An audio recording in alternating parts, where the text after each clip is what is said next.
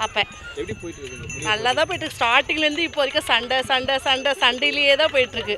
இந்த வாரத்தோட முடியுது. எனக்கு தெரிஞ்சு சபரி.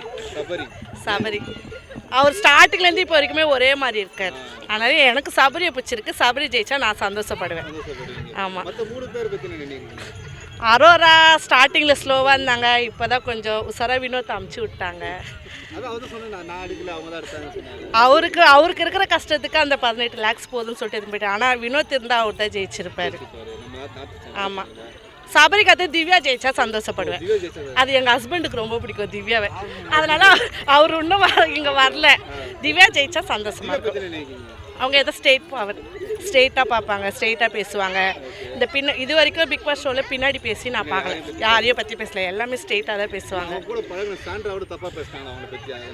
சாண்ட்ராவை பற்றி பேசும்போது எனக்கு அப்படி தெரியல. சாண்ட்ரா எல்லாரை பற்றியே தான் தப்பாக பேசுகிறாங்க. அவங்க அழுகுறாங்க, நல்லா வேஷம் போட்டாங்க, வெளியே போயிட்டாங்க. ரைட் தான். எங்களுக்கு சபரி ஜெயிக்கணும், அப்படி இல்லைன்னா திவ்யா. மற்றபடி அரோரா இன்னொருத்தர் விக்ரம் அவர் சரினா அழுமூஞ்சி அழுதுகிட்டே இருக்காரு. எல்லாத்துக்கும் தெரில, எதனா ஒன்று பேசிட்டாரு, அப்புறம் அழுகுறாரு. ஃபர்ஸ்ட் அவங்க வந்து ஃப்ராங்க் பண்ணாங்க, வெளியே போய் அழ ஆரம்பிச்சார். அப்புறம் வந்து அவங்க கொஞ்சம் இது பண்ணணும், இது பண்ணிட்டாங்க. நல்லா இருந்தது. அதான் சொல்றல,